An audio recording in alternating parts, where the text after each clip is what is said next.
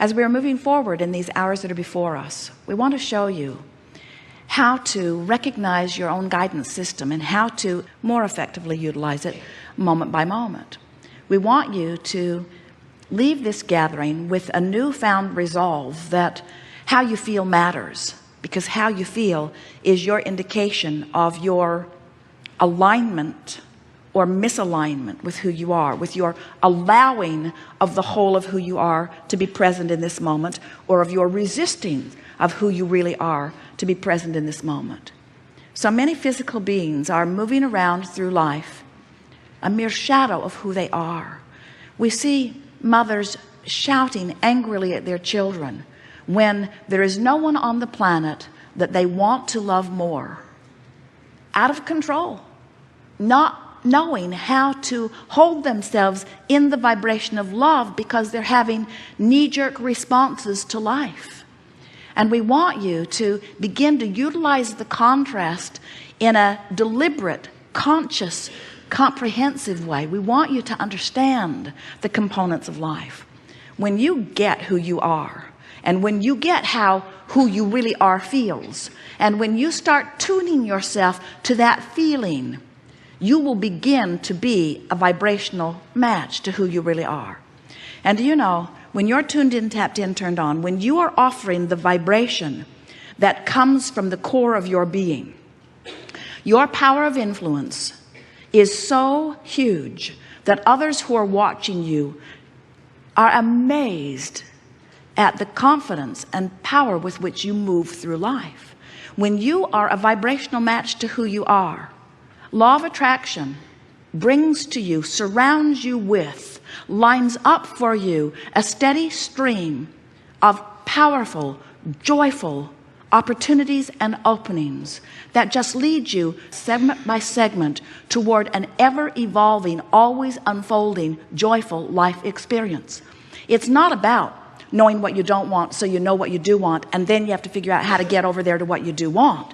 We're not talking about the handful or dozen or hundreds or even the thousands of things that you are wanting. And this workshop is not about getting you to those things. This workshop is about helping you to reorient your understanding of why you are here in this body to begin with. You did not come forth to get it done. You did not come forth to identify things you want and then move over to live the manifestation of them, because the manifestation of them is better than the absence of them.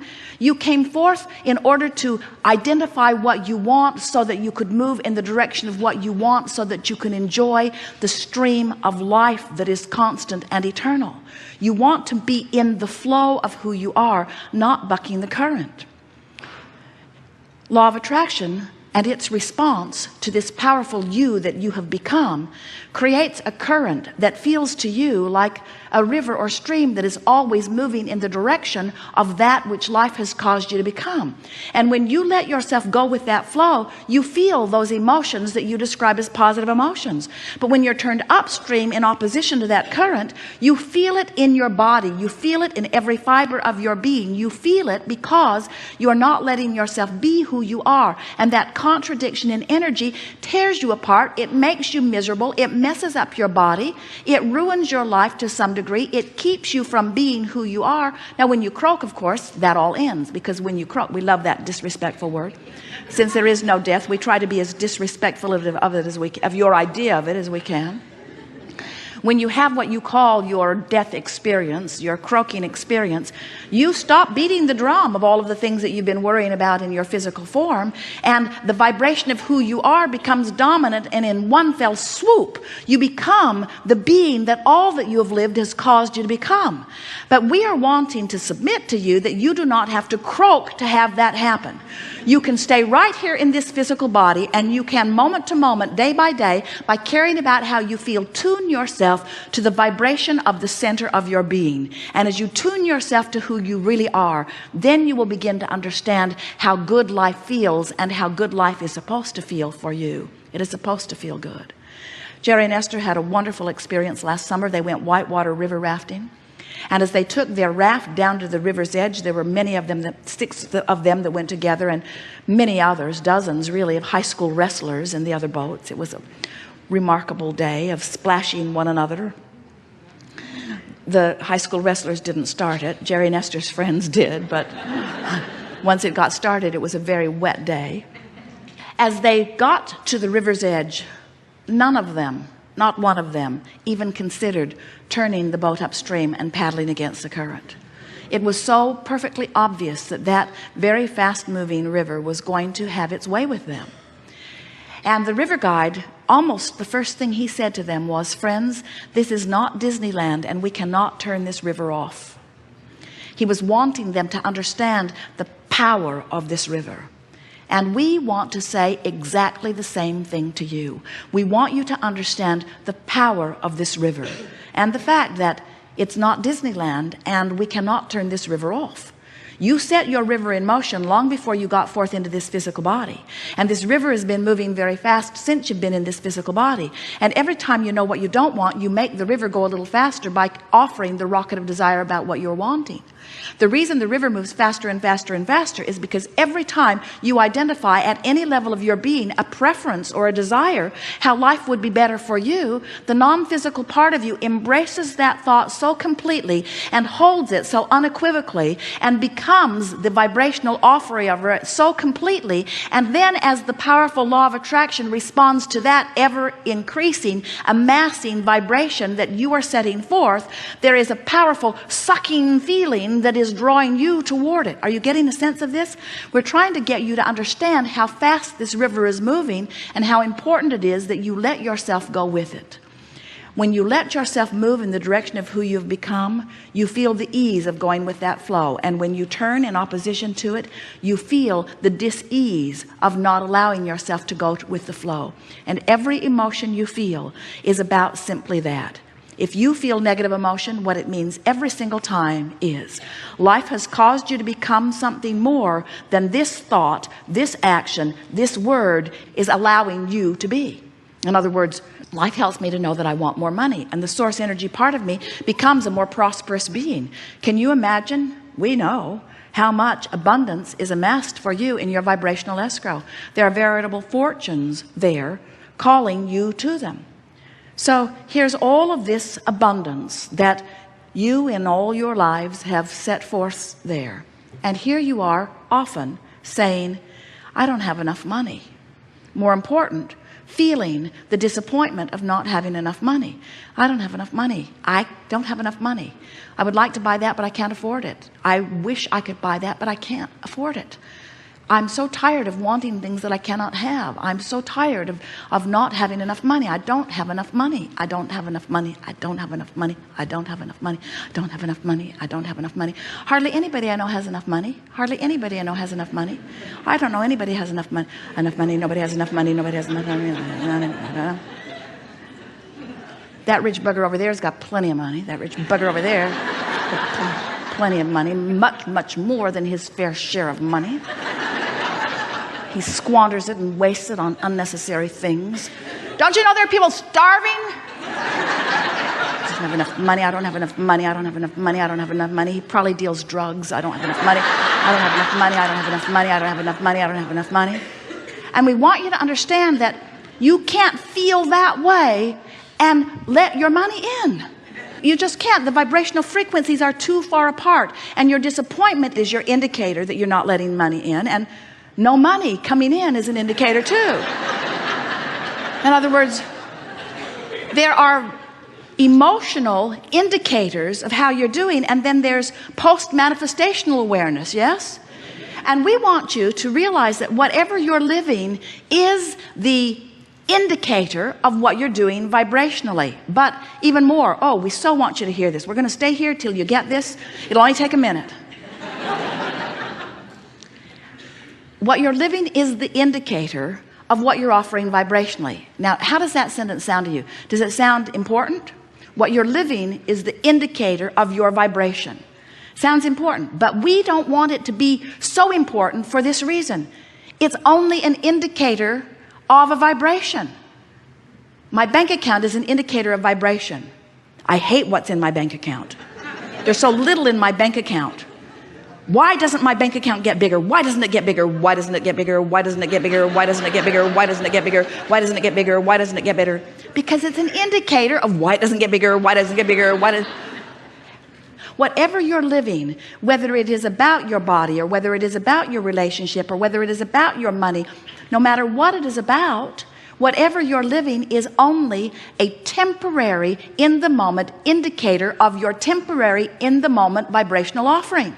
That's all it is. The only problem is you don't know that your vibrational offering is temporary because you've been speaking those words for so long, they're stuck in your vibrational craw. You've been telling the same story for so long, you don't know any new stories. Somehow you got convinced that you should tell it like it is. Now let's play that over what we were just saying. Tell it like it is. Your mother says, tell me the truth of what is. So you say, I don't have enough money. I don't have enough money. I don't have enough money. I hate you. I hate you. I hate you. I hate you. I don't like what you're doing. I don't like what you're doing with my money. I don't like what you're doing with my government. I don't like what you're doing. We're making a point here, and we know it's getting annoying to you, but we want you to understand that you got to tell a different story. Did we make a point with you about these 2 points of vibrational offerings that are going on? There's the larger you, and then there's the physical you. Do you get that? Do you believe it?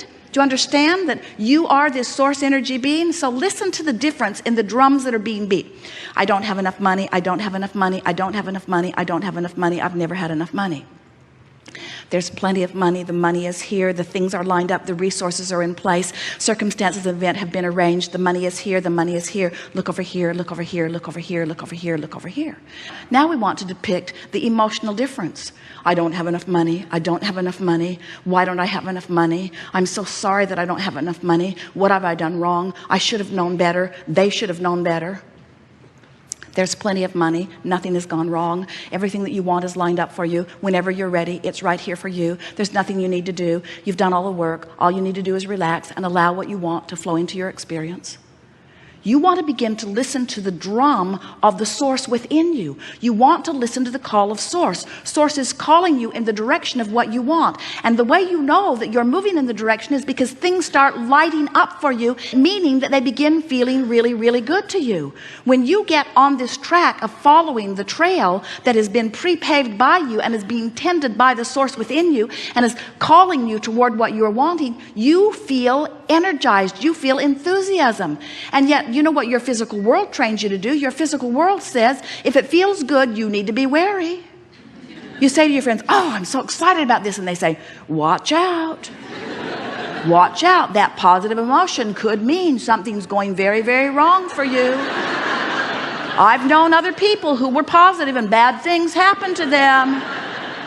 I think you better play it safe. I think you better stay right where you are. I know he beats you, but he makes a good living. And what we're wanting you to understand is the way you feel is everything, because the way you feel is your indication of whether you're closing the gap between who you're letting yourself be and who you really are, or whether you're widening the gap. And you're going to get so that you can feel statement by statement, whether it's downstream or upstream, downstream or upstream. The downstream statement always feels like relief. It doesn't always feel like sunshine, lollipop, and roses. It doesn't always feel like the best feeling thing that you've ever felt. But the downstream thought from where you stand always feels better than the upstream thought. You can always tell the difference between something that feels a little worse and a little better, a little worse and a little better. So often a gathering like this leaves you with the impression that you need to get over here into these good feeling emotions, and you have been so sick to your stomach of positive people for so long, the idea of being one of them is abhorrent to most of you. In other words, nothing is more annoying than to see someone happy when you're not. Nothing is more annoying than to see someone living the life you want to live when you're not living it. And even worse, crowing about it. Oh, let me tell you how good my life is. Let's not go there, you say. What we want you to realize is we don't want you to compare yourself with anybody else. We just want you to have an awareness, a comparative awareness of whether this thought that you're thinking right now is upstream or downstream. And you know why? Because this thought that you're thinking right now is your point of attraction. This is the thought that you're thinking right now that your life is becoming the indicator of. But there's this one little thing that we need to tell you. You probably already know it. There's a buffer of time between you offering a vibration and it manifesting. More than 99% of every creation is completed by you vibrationally before the evidence begins to show. So you can be turned in the downstream direction for a while before you begin to see the evidence of it. And that's what makes you not know. You want instant manifestation.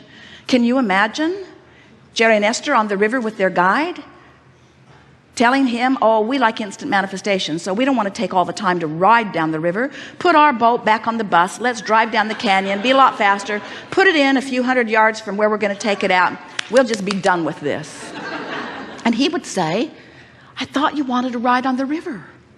And that's what we want you to understand. You want this ride on the river. You want to discern contrast. Oh, you think that if you had the choice, and you did, but you think that if you'd had the choice from this physical experience, and good thing you didn't, you'd think that if you had the choice, and you did, that if you came forth into this physical experience, that your nest would be so feathered that it would be full of all of the things you want, and there would be nothing in your environment that would even get your attention a little bit that would make you feel bad. Many of you as parents try to do that for your children, and you deprive them temporarily of the contrast that they came to live. You said, I'll go forth into the contrast, and from it I will be able to discern what I prefer, and that will be a wonderful thing, because when I know what I prefer, I'll hold it in my vibrational countenance, and then the law of attraction will bring it to me, and then I'll have a new platform from which to prefer, and I'll hold it in my vibrational countenance, and the law of attraction will bring it to me. So from this buffet of life, I will extract from it the things that I most prefer, and out of it I will carve out the perfect life for me from my personal perspective. But instead, you got here, and there were so many other dysfunctional people around you who had already lost sight of their own guidance system, who said to you, most of you, I am a very conditional lover and liver of life, which means good conditions make me feel good, but bad conditions make me feel bad. So these are the rules for the good conditions that I need to extract from you. And since you're in my life, I'll be looking at you quite a lot. Since I am your employer, or since I am your mother, or since I am your father, or since I am your teacher, I have been assigned the task of looking at you. And when I look at you, I want to feel good, which means you need to perform in ways that make me feel good. I don't want you to be selfish.